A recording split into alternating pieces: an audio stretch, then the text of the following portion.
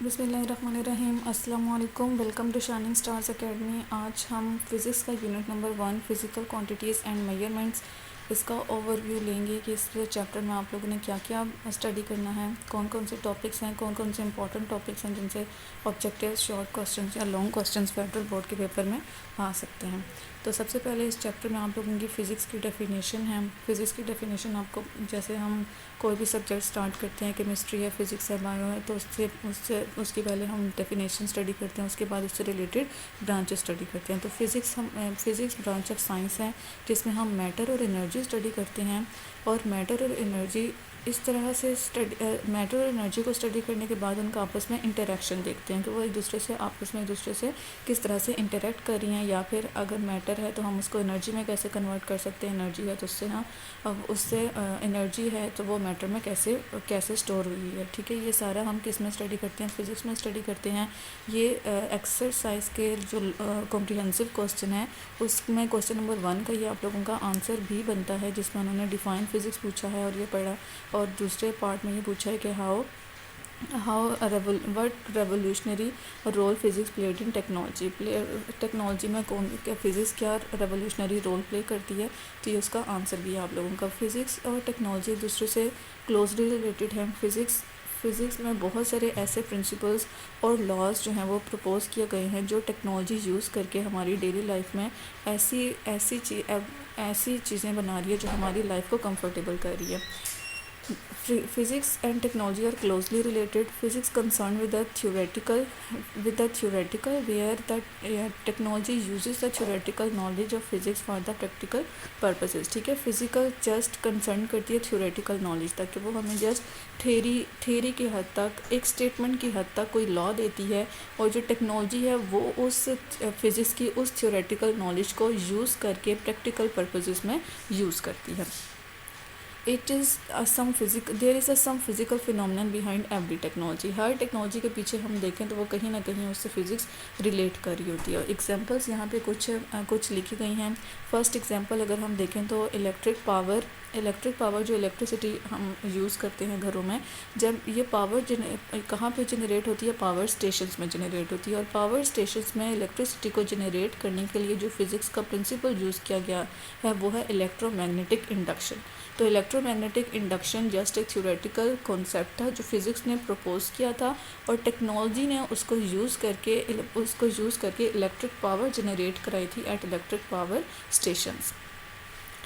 All the electrical devices are the result of research in solid state physics. जितनी भी हमारी electronic devices हैं वो सारी की सारी किसका नतीजा है, सॉलिड स्टेट फिज़िक्स के। सॉलिड स्टेट फिज़िक्स में हमने सॉलिड्स को इस तरह से स्टडी किया कि हम बहुत सारी ऐसी डिवाइसेस उनसे तैयार करवा सकते हैं जो इलेक्ट्रिसिटी अपने अंदर से पास करना अलाउ करती है। और इलेक्ट्रॉनिक डिवाइसेस जो हैं वो भी किसका नतीजा है, फिज़िक्स की थ्योरेटिकल नॉलेज ही का रिज़ल्ट है। The automobile technology is based on the principles of thermodynamics. इसके अलावा अगर हम ऑटोमोबाइल्स देखें, जिसमें ऑटोमोबाइल व्हीकल्स आ जाती हैं, कार्स, बसें, ट्रक्स, उनके इंजन्स देखें तो इंजन्स में हीट एनर्जी कहाँ प्रोड्यूस होती है, उसने रिजेक्ट कहाँ होना होता है, ये सारा का सारा किस पे बेस कर है, प्रिंसिपल ऑफ थर्मोडायनामिक्स पे। और प्रिंसिपल ऑफ थर्मोडायनामिक्स किसने प्रपोज किया था, फिज़िक्स ने प्रपोज किया था। इसके बाद रडार टेक्नोलॉजी है। रडार टेक्नोलॉजी हम यूज़ करते हैं किसी भी एरोप्लेन में भी हम देख सकते हैं कि एरोप्लेन जो है उसकी ज़मीन से कितने डिस्टेंस पे वो ट्रैवल कर रहे हैं, या फिर उसे कितना टाइम लगेगा ज़मीन पर उतरने में, ताकि वो नीचे से जो भी सेटिंग करनी हो उस तरह की हम सेटिंग उसके बाद ही करते हैं। और इसके अलावा अगर हमने शिप, जो बहरी जहाज़ होते हैं, अगर हमने उनकी गहराई नापनी हो कि वो समंदर में किस सबमरीन्स वगैरह होती हैं कितनी डेप्थ में ट्रैवल कर रही हैं, तो उसके लिए भी हम क्या यूज़ करते हैं, इलेक्ट्रोमैग्नेटिक वेव्स यूज़ करते हैं।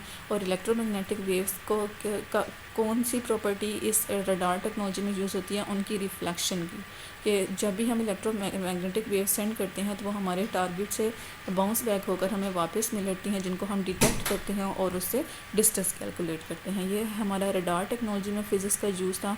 इसके अलावा अगर हम इसका ओवरऑल व्यू देखें तो हम कह सकते हैं कि फ़िज़िक्स ने हमारी लाइफ को बहुत इजी बना दिया है, हमारी क्वालिटी ऑफ लाइफ को काफ़ी हद तक इम्प्रूव कर दिया है। पहले अगर हम एरोप्लेन्स नहीं थे, उनके बगैर अगर हम ट्रैवलिंग में डेज़ या मंथ्स लगा देते होते थे, आज वो ट्रैवल हमारा 3 घंटों या 2.5 घंटों में भी पॉसिबल है। नेक्स्ट है ब्रांचेस ऑफ फिज़िक्स हैं। नेक्स्ट हमारी ब्रांचेस ऑफ फिज़िक्स हैं। ब्रांचेस ऑफ फिज़िक्स में जो पहली ब्रांच है वो मैकेनिक्स है। मैकेनिक्स में हम मोशन ऑफ ऑब्जेक्ट को स्टडी करते हैं और उसका कॉज स्टडी करते हैं कि वो मोशन हो रहा है तो उसकी कॉजेज़ क्या हैं, किस वजह से वो मोशन हो रहा है और वो मोशन किसी भी बॉडी में किस किस्म का इफ़ेक्ट प्रोड्यूस कर रहा है। तो ये किस में आता है, मैकेनिक्स में आता है। दूसरी हमारे पास नेक्स्ट ब्रांच थर्मोडायनामिक्स है। यहाँ पे वर्ड थर्मो हीट को इंडिकेट कर रहा है और हीट जब भी हम इसका मतलब है कि इस ब्रांच ऑफ फिज़िक्स में हम क्या स्टडी करेंगे, हीट को स्टडी करेंगे और इसमें हम रिलेशनशिप देखेंगे हीट के बीच में और अदर फॉर्म्स ऑफ एनर्जी के बीच में, जैसे कि mechanical, electrical and chemical energy के। इन एनर्जीज़ को यूज़ करके हम हीट एनर्जीज़ कैसे प्रोड्यूस करवा सकते हैं। नेक्स्ट जो ब्रांच है वो आपके पास साउंड की ब्रांच है फिज़िक्स में और इसमें हम देखेंगे कि हम साउंड वेव्स कैसे प्रोड्यूस करवा सकते हैं, उनकी प्रॉपर्टीज़ क्या हैं और हम अपनी डेली लाइफ में उनको कहाँ कहाँ यूज़ करते हैं। जैसे अल्ट्रासोनिक वेव्स हैं तो ये भी साउंड वेव्स हैं जिनको हम अल्ट्रासाउंड के लिए यूज़ करते हैं। नेक्स्ट आप लोगों की लाइट एंड ऑप्टिक्स की ब्रांच है। लाइट या फिर ऑप्टिक्स, इसमें हम क्या देखेंगे, फ़िज़िकल एस्पेक्ट्स ऑफ लाइट देखेंगे, प्रॉपर्टीज़ देखेंगे, उसकी वर्किंग देखेंगे and use of optical instruments. वो इंस्ट्रूमेंट जिनमें लाइट यूज़ होती है उनको हम किस तरह से यूज़ करते हैं, हम सारा का सारा ये इसमें देखते हैं लाइट एंड ऑप्टिक्स फिज़िक्स की ब्रांच में। नेक्स्ट हमारे पास इलेक्ट्रिसिटी एंड मैग्नेटिज्म की ब्रांच है। इलेक्ट्रिसिटी हमारे पास कैसे प्रोड्यूस होती है, चार्जेस के मोशन की वजह से। ठीक है, चार्जेस जब भी मोशन में होंगे तो वो इलेक्ट्रिसिटी जनरेट करते हैं। तो इसमें एक्चुअली हम क्या स्टडी करेंगे, चार्जेस को स्टडी करेंगे at rest and in motion. ठीक है, इलेक्ट्रिसिटी की ब्रांच में हम क्या स्टडी करेंगे, चार्जेस को स्टडी करेंगे या रेस्ट में हैं या वो मोशन में हैं और उनके इफ़ेक्ट स्टडी करेंगे with magnetism, effect on magnetism, उनके मैग्नेटिज्म पे उन पर क्या इफ़ेक्ट होता है। या फिर हम यूँ भी कह सकते हैं कि जो चार्जेस मोशन कर रहे हैं वो किस तरह से अपने गेट मैग्नेटिक फील्ड जनरेट कराते हैं, ये किस में आ जाता है, मैग्नेटिज्म में आ जाता है और इस पूरी ब्रांच को हम इलेक्ट्रोमैग्नेटिज्म भी बोलते हैं। नेक्स्ट है एटॉमिक फ़िज़िक्स। ये structure and properties of atom से डील करती है। इसमें हम एटम का स्ट्रक्चर देखते हैं और उसकी प्रॉपर्टीज़ डिस्कस करते हैं। न्यूक्लियर फिज़िक्स में हम प्रॉपर्टीज़ एंड बिहेवियर देखते हैं न्यूक्लियाई के and the particles with in the nuclei के। जो न्यूक्लियस है, न्यूक्लियस के अंदर प्रोटॉन्स एंड न्यूट्रॉन्स होते हैं, उनका बिहेवियर हम डिस्कस करते हैं न्यूक्लियर फिज़िक्स में। और जैसे न्यूक्लियर रिएक्टर्स या एटम बॉम्ब्स हैं उसमें हम कौन से आइसोटॉप्स यूज़ करते हैं, उनके बेसिक प्रिंसिपल्स क्या होते हैं, वो सारा का सारा हम न्यूक्लियर फिज़िक्स में डिस्कस करते हैं। नेक्स्ट हमारे पास जियो फिज़िक्स है। जियो फिज़िक्स में हम इंटरनल स्ट्रक्चर ऑफ अर्थ देखते हैं, अर्थ का इंटरनल स्ट्रक्चर क्या है।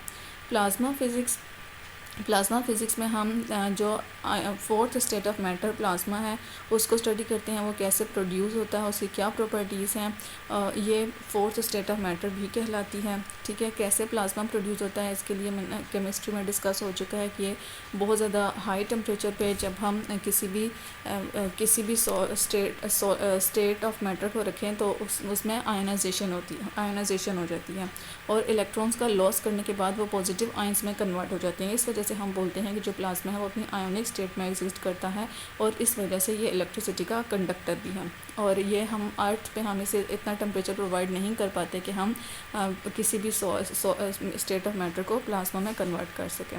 नेक्स्ट मैंने आप लोगों के लिए हाईलाइट कर दिया है कि जो इजिप्शियंस थे वो एक यूनिट यूज़ करते थे मेजरमेंट के लिए, पिरामिड्स को बिल्ड करने के लिए, और वो यूनिट क्या कहलाता है, क्यूबिट कहलाता है। ठीक है, क्यूबिट वो मेजरिंग यूनिट है जो इजिप्शियंस मिस्री लोग यूज़ करते थे पिरामिड्स कंस्ट्रक्ट करने के लिए।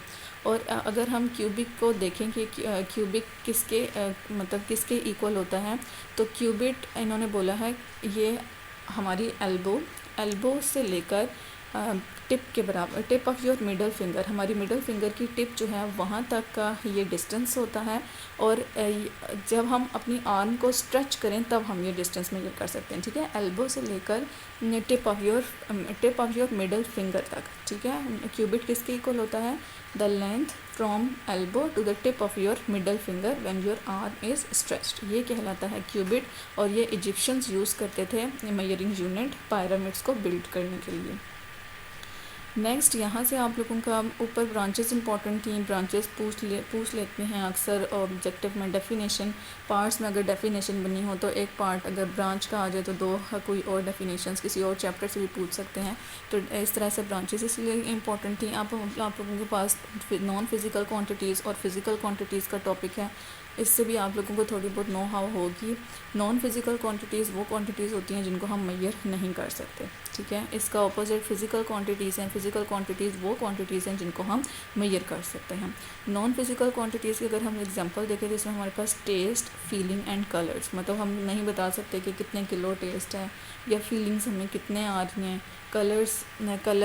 कलर कितने केजी है, तो इनके कोई यूनिट्स नहीं हैं। ये ऐसी चीज़ें हैं जिनको हम मेजर नहीं कर सकते, ये अनमेजरेबल क्वांटिटीज़ हैं। और अनमेजरेबल क्वांटिटीज़ को हम नॉन फिज़िकल क्वांटिटीज़ बोलते हैं। फ़िज़िकल क्वांटिटीज़ को हम मेजर कर सकते हैं, ठीक है। फ़िज़िकल क्वांटिटीज़ में हमारे पास लेंथ है, मास है, टाइम है, टेम्परेचर है, ये सारी क्या है? फ़िज़िकल क्वांटिटीज़ हैं। लेंथ, मास, टाइम, टेम्परेचर, ये सारी हमारी फ़िज़िकल क्वांटिटीज़ हैं। फ़िज़िकल क्वांटिटीज़ को अगर हम देखें तो इसको एक तो ये हम मेजर हम कर सकते हैं, और इनको मेजर करने के लिए हमें इसको न्यूमेरिकल मैग्नीट्यूड भी देना पड़ता है, मतलब इनका कितना साइज़ है, कोई न्यूमेरिकल वैल्यू देनी पड़ती है, कोई नंबर देना पड़ता है, और इसके साथ इसे यूनिट देना पड़ता है जिसमें हम इसे मेजर करें। जैसे अगर लेंथ है तो इसके लिए न्यूमेरिकल लेट्स सपोज 2 मीटर की लेंथ है तो 2 इसका न्यूमेरिकल मैग्नीट्यूड है, और जो मेजरिंग यूनिट है वो हमने मीटर यूज़ किया है। तो फिज़िकल क्वांटिटीज़ को न्यूमेरिकल मैग्नीट्यूड भी चाहिए होता है और यूनिट भी चाहिए होती है जिसमें हम इसे मेजर करते हैं। मैथ्स है तो मैथ्स का मैथ्स अगर 2 है तो इसका यूनिट केजी में होता है, ठीक है।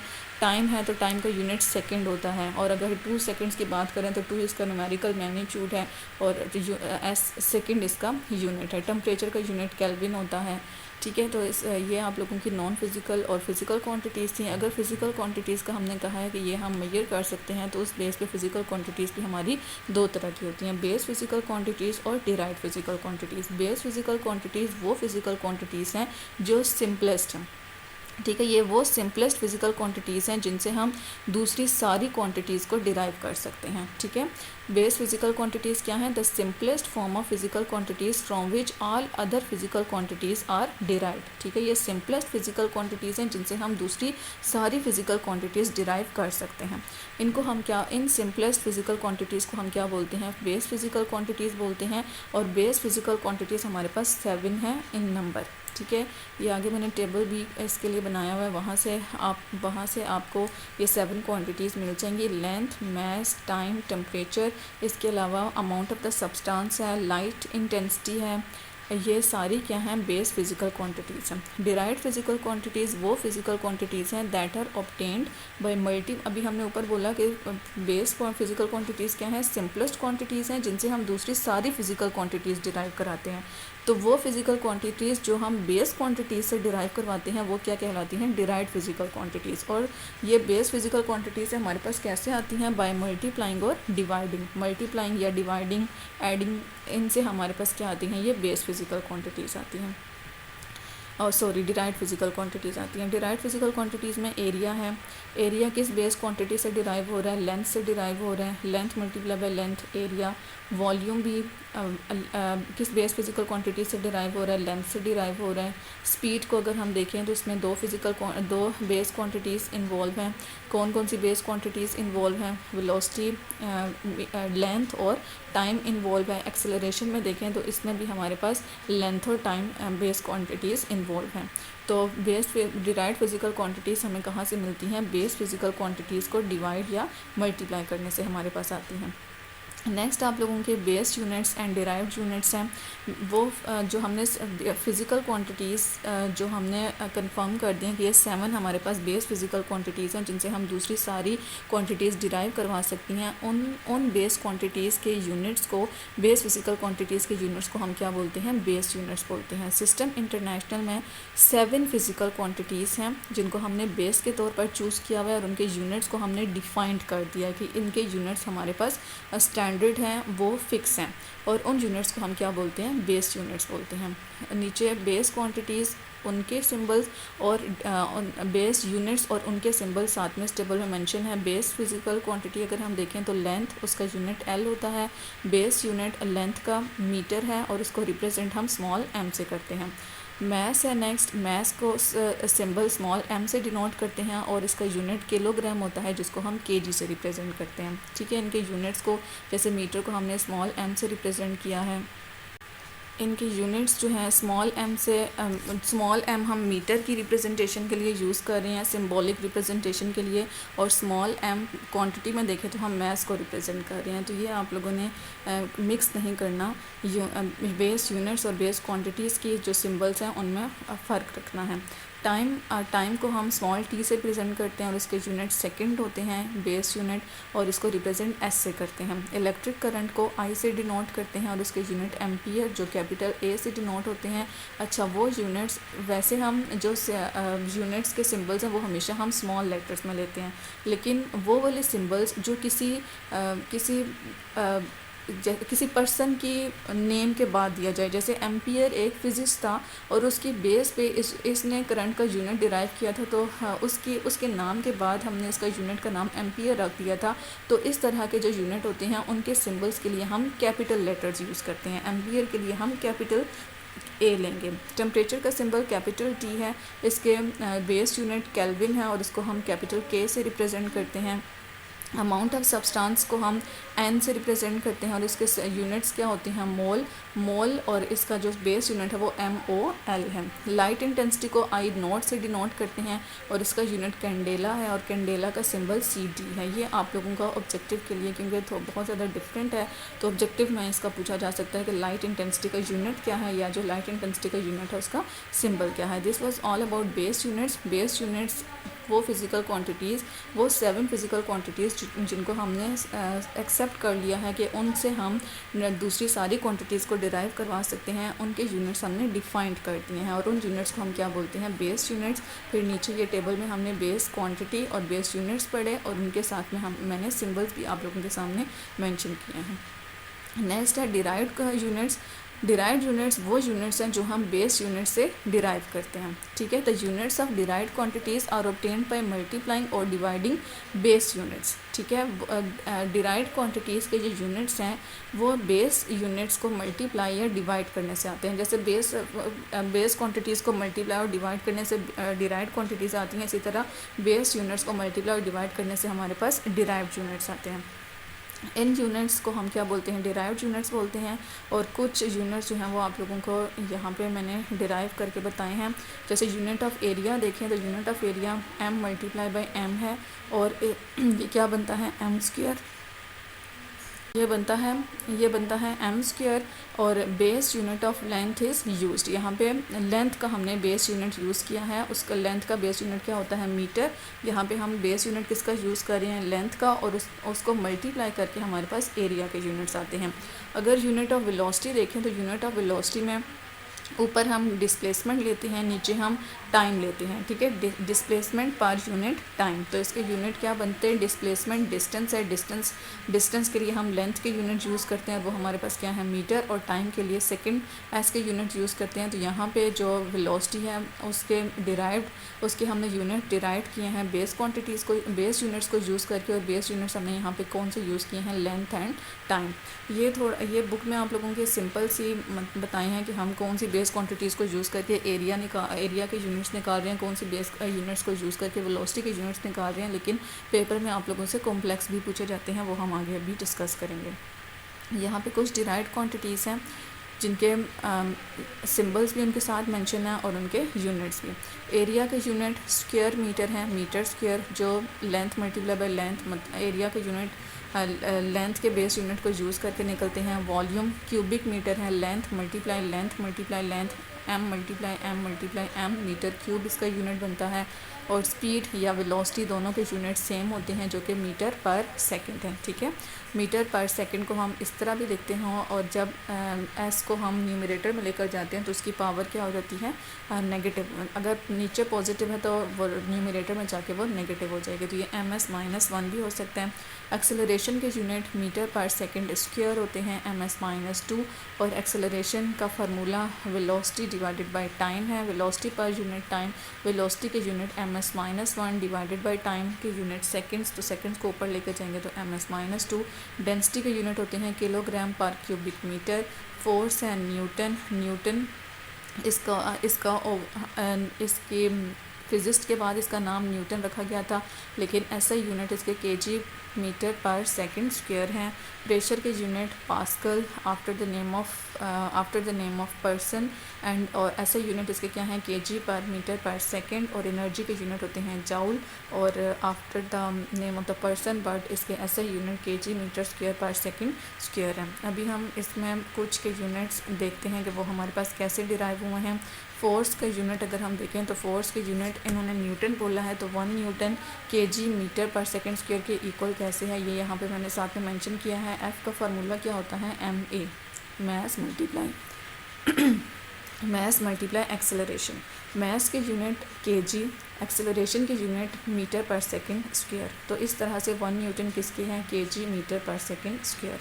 एक्सेलरेशन के यूनिट मीटर पर सेकंड स्क्वायर कैसे आते हैं, एक्सेलरेशन v/t के इक्वल है वेलोसिटी पर यूनिट टाइम, वेलोसिटी के यूनिट मीटर पर second divided by time. Time जब यहाँ से s न्यूमरेटर में जाएगा तो इसकी पावर -1 हो जाएगी, और -1 ऐड होकर -2, तो ओवर एक्सेलरेशन के यूनिट्स क्या हो जाएंगे, m-2। इसी तरह प्रेशर के अगर हम यूनिट्स देखें कि प्रेशर के कैसे यूनिट्स डिराइव किए हैं, तो प्रेशर हमारे पास F डिवाइडेड बाय A के इक्वल है।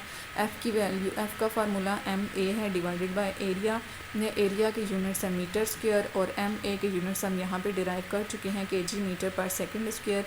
यहाँ से मीटर स्क्वायर जब हम न्यूमरेटर में जाएंगे तो ये -2 हो जाएगा, इसकी पावर +1 है, तो -2 + 1 ओवरऑल m क्या आ जाएगा, -1 आ जाएगा। तो प्रेशर के यूनिट 1 पास्कल केजी पर मीटर पर सेकंड स्क्वायर के इक्वल कैसे है, ये मैंने यहाँ पे आप लोगों को डिराइव करके दिखा दिया है। अब यहाँ पे जो base units, non physical quantities, physical quantities, उसके बाद हमने base physical quantities, derived physical quantities पढ़ा, फिर बेस यूनिट्स और डिराइव्ड यूनिट्स पढ़े। अब हमारे पास है स्टैंडर्ड फॉर्म और साइंटिफिक नोटेशन। अच्छा, स्टैंडर्ड फॉर्म और साइंटिफिक नोटेशन, अगर इसको हम बहुत ही इजी वे में देखें तो यहाँ पे जो मैंने पहले एग्जांपल लिखी है, पहले इसको देखते हैं। ये क्या है, 8.8 × 10⁻26। स्टैंडर्ड फॉर्म हम उस फॉर्म को बोल सकते हैं जिसमें पॉइंट से पहले सिर्फ एक नॉन ज़ीरो डिजिट होता है। ठीक है, स्टैंडर्ड फॉर्म वो फॉर्म कहलाती है, स्टैंडर्ड फॉर्म हम उस फॉर्म को बोलते हैं जिसमें हम पॉइंट से पहले एक नॉन ज़ीरो डिजिट लेते हैं। अगर हम स्टैंडर्ड फॉर्म की डिफ़ाइन करने की कोशिश करें इस वाले कॉन्सेप्ट से जो मैंने आपके सामने रखा है, तो हम क्या कह सकते हैं कि ये प्रोडक्ट है। ठीक है, प्रोडक्ट है, किसका प्रोडक्ट है कि उसमें हम नंबर लेते हैं ग्रेटर देन 1। अब ये 8 जो है ग्रेटर देन 1 है, या फिर लेस देन 10।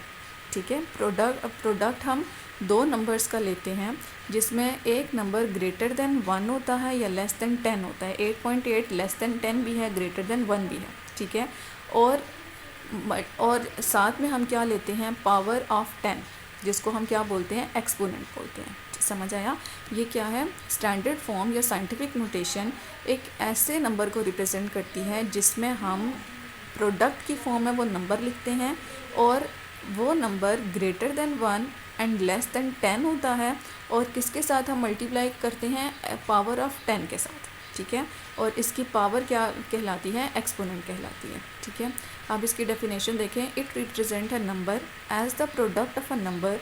ठीक है, प्रोडक्ट है किसी भी नंबर का greater than 1 and less than 10, और वो नंबर ग्रेटर देन 1 है एंड लेस देन 10, 1 से बड़ा है लेकिन 10 से छोटा है। और साथ में वो किसके साथ मल्टीप्लाई हो रहा है, एंड अ पावर ऑफ 10, जिसको हम क्या बोलते हैं, एक्सपोनेंट बोलते हैं। होप सो आपको डेफिनेशन समझ आ गई होगी। और अगर ये डेफिनेशन तो आप लोगों ने याद करनी ही है, लेकिन बाज़ू का पेपर में क्वेश्चन आता है कि आप लोगों को कोई नंबर दिया हो और उसको बोला हो कि आपने इसको स्टैंडर्ड फॉर्म में लिखना है, तो स्टैंडर्ड फॉर्म वो फॉर्म होती है जिसमें पॉइंट से पहले एक नॉन ज़ीरो डिजिट होता है, ठीक है, उसको हम स्टैंडर्ड फॉर्म बोलते हैं। बाकी इसका एक्सपोनेंट का यहाँ पे कोई भी नंबर हो सकता है।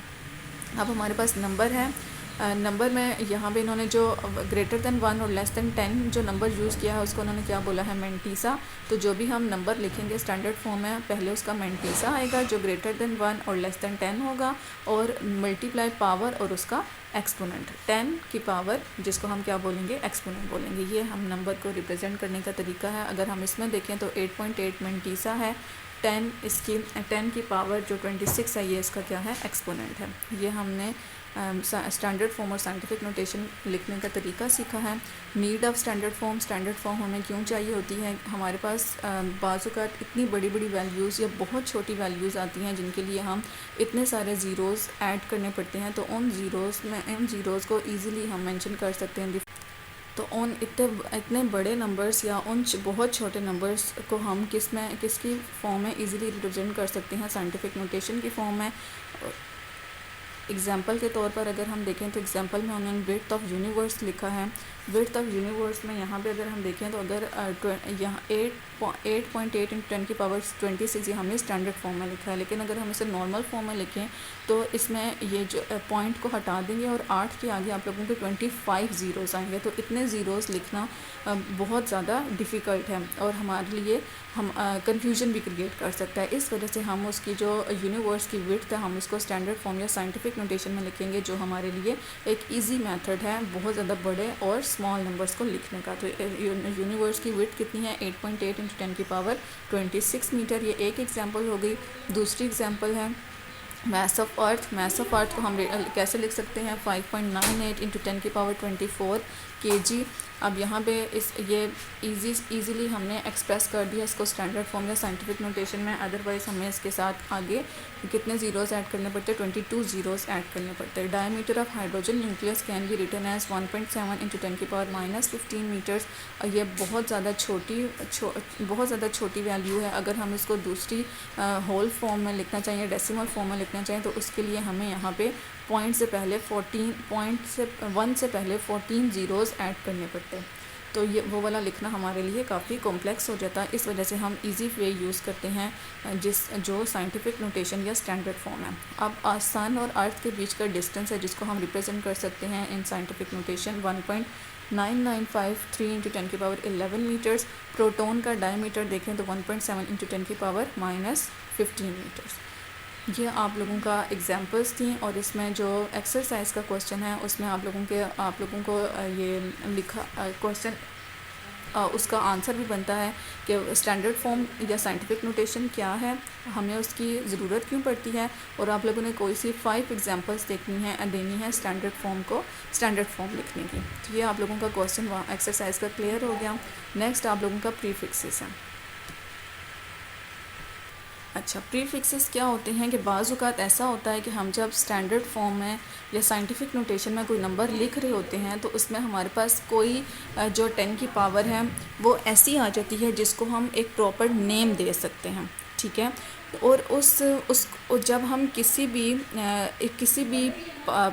ऐसी टर्म को जो हमने 10 की पावर की फॉर्म में एक्सप्रेस की हुई है और उसको हम प्रॉपर नाम दे रहे हैं, तो वो नाम उसका क्या कहलाता है, प्रीफिक्स कहलाता है, ठीक है। A mechanism through which numbers are expressed in power of 10, ठीक है। वो नंबर्स जिनको हमने 10 की पावर की फॉर्म में एक्सप्रेस किया हुआ है उनको हम प्रॉपर नेम दे दें, वो क्या कहलाते हैं, प्रीफिक्सेस कहलाते हैं, ठीक है। उन पावर ऑफ 10 को जो हम नाम दे रहे हैं वो क्या कहलाते हैं, प्रीफिक्स कहलाते हैं, ठीक है। और प्रीफिक्स हमेशा यूनिट से पहले डालते हैं, मतलब यूनिट से पहले लिख रहे होते हैं, जैसे मीटर हमारा यूनिट है और मिली हम प्रीफिक्स यूज़ कर रहे हैं तो वो मिली मीटर हो जाएगा। स्मॉल एम और आगे उसके स्मॉल एम जिसमें बाद वाला एम यूनिट को शो करेगा और उससे पहले वाला प्रीफिक्स को शो करेगा। For example kilometer where kilo is prefix, ठीक है, हमारे पास क्या यूनिट है, किलोमीटर है, यहाँ पे किलो हमारा प्रीफिक्स है और मीटर हमारा क्या है, यूनिट है। इसको हमेशा हम क्या कहाँ लिखते हैं, यूनिट से पहले लिखते हैं। डबल प्रीफिक्सेस हम कभी भी यूज़ नहीं कर सकते, जैसे अगर हम लिख रहे हैं किलोमीटर्स तो हम ये नहीं कह सकते मिली किलोमीटर्स, मतलब दो प्रीफिक्सेस कभी भी एक साथ हम यूज़ नहीं कर सकते, हमेशा यूनिट से पहले सिर्फ एक ही प्रीफिक्स यूज़ होता है। यह चीज़ आप लोगों ने याद रखनी है। होप सो आप लोगों को समझ आ रही होगी। मेरी पूरी कोशिश है कि आप लोगों को मतलब रिटन फॉर्म ही है लेकिन एक्सप्लेन करने की कोशिश करूँ कि आप लोगों को थोड़ी बहुत नो हाउ हो जाए। इम्पॉर्टेंस क्या है इसकी प्रीफिक्सेस को यूज़ करने की, ये साइंटिफिक नोटेशन को लिखने के लिए हमारे लिए फ़र्दर इजी वे है एक्सप्रेस करने का, साइंटिफिक नोटेशन की फॉर्म है। Large numbers are simply written in more convenient prefix with units, बहुत बड़े बड़े नंबर जो हैं उनको हम इजीली प्रीफिक्स यूज़ करके लिख सकते हैं उनके यूनिट्स के साथ, जैसे नैनोमीटर है, पिकोमीटर है, ये सारे हम आगे इंशाल्लाह डिस्कस करेंगे। अब हमारे पास यहाँ पे कुछ एग्जांपल्स हैं, जैसे थिकनेस ऑफ पेपर है।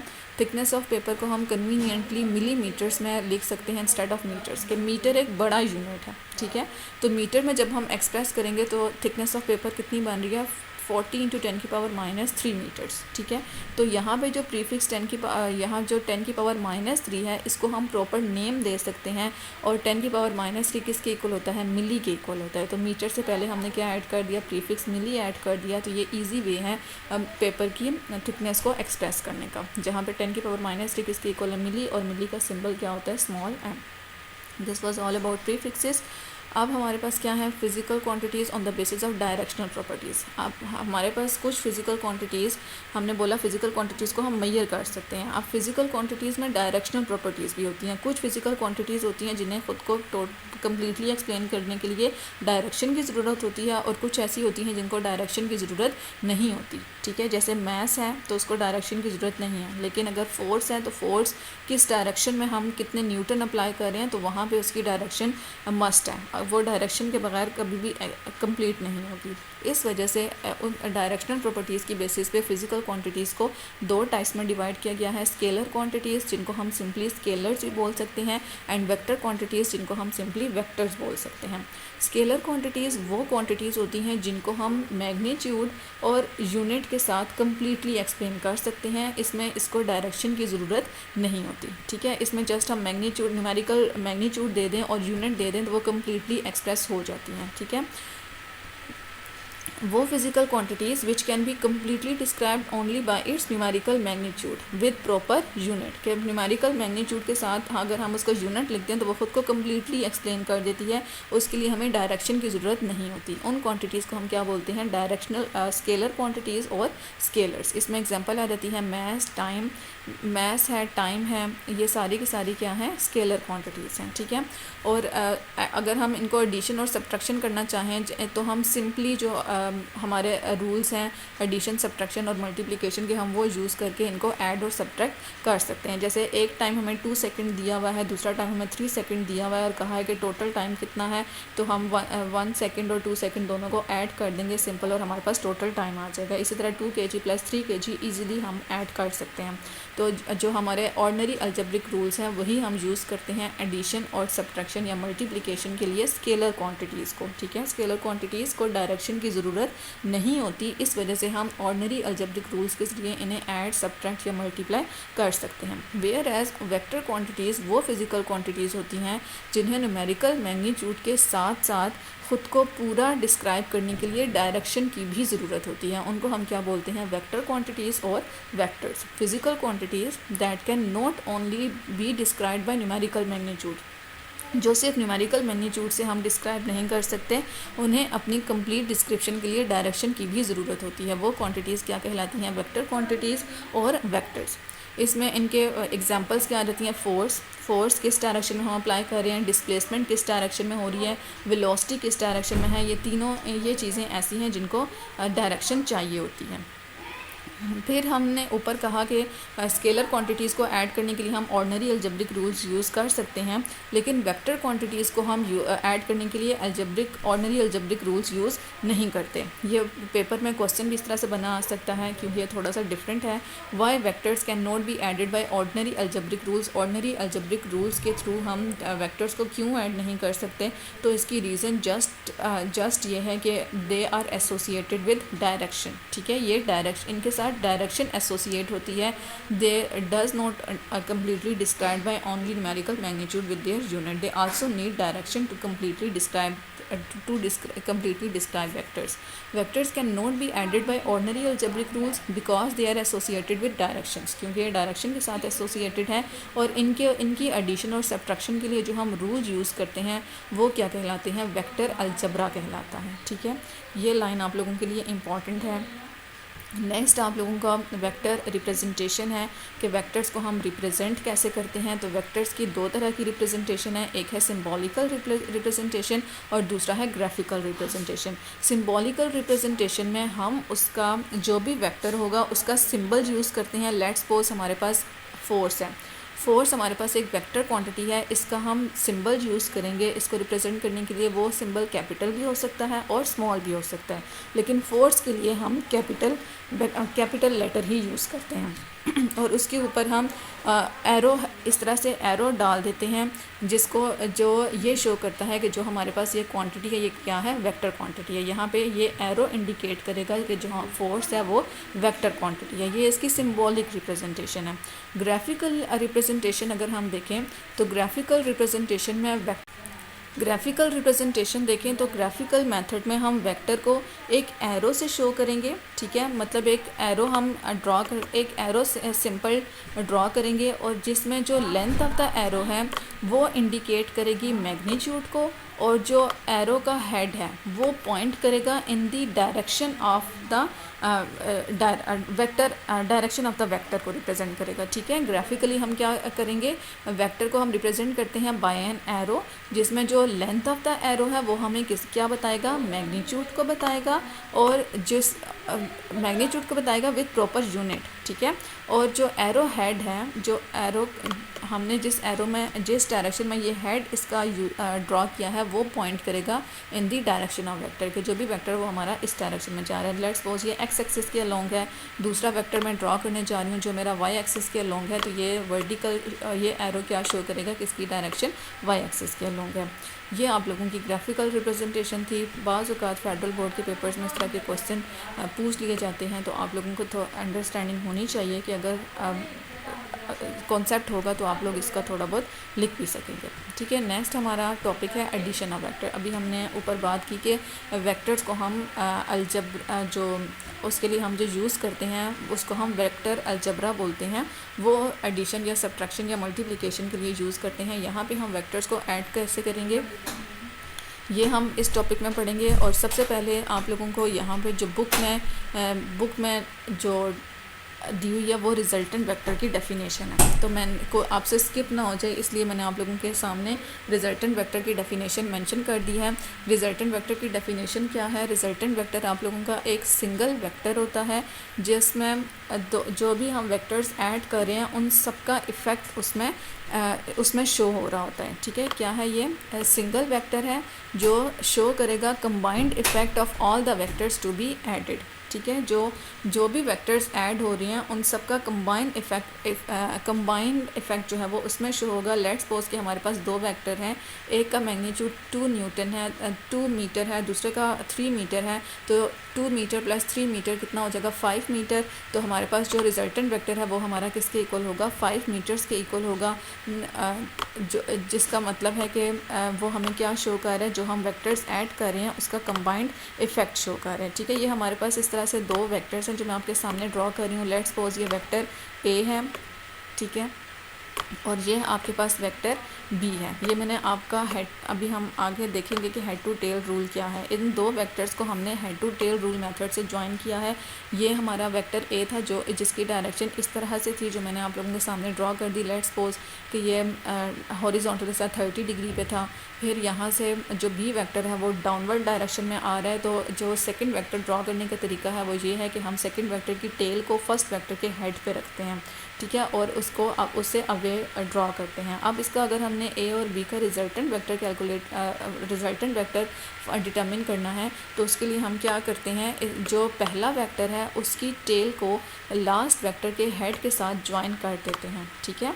जो रिजल्टेंट वेक्टर है उसका टेल फर्स्ट वेक्टर की टेल के साथ ज्वाइन होगा और उसकी हेड लास्ट वेक्टर के हेड के साथ ज्वाइन होगा, और ये हमारे पास किसके इक्वल होगा, ए प्लस बी के, ठीक है।